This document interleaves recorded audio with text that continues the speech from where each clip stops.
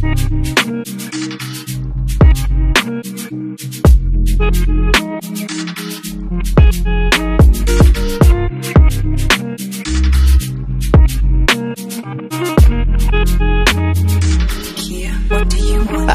inasam na tayong dalawa na lang.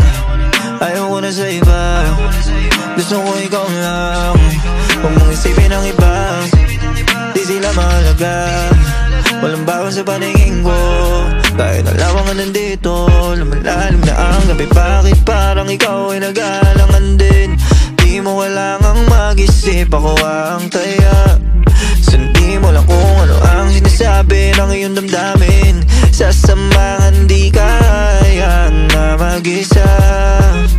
Oh yeah, huwag kang mabahala dito, basta malalaman ng iba kung ano ang meron sa ating dalawa.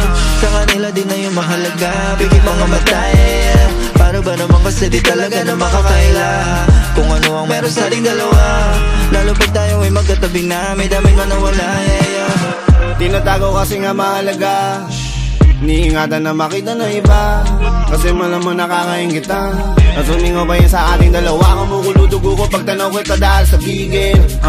Wala nang iisipin, wala nang sisilipin. Patag kung mga litrada mo sa akin telepono, tutunawin ka sa titig. Di mo na kailangan pa manahimik tuwing kasama ka sa feeling. Sa kama ay kasiping, patay mga paa sa tamang oras. May isa sa ating alibing, susunod sa kahit ano pa sabihin. Mahati yung masarap man nasapitin, na magre-reklamo di na para pa natin iklaro kung bakit gusto kong tayo nakalihim. Huwag kang mabahala dito, basta malalaman ng iba kung ano ang meron sa ating dalawa.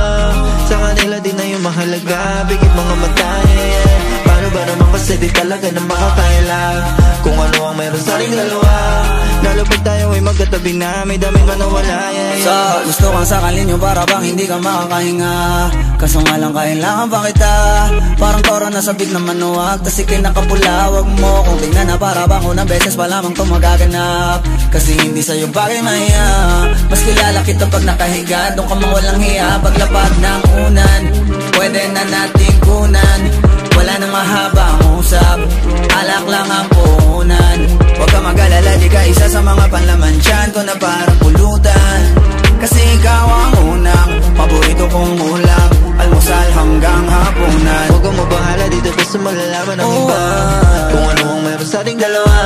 Sa kanila din na yung mahalaga, bigit mga mata, yeah. Paano ba naman kasi di talaga na makakaila kung ano ang meron sa ating dalawa.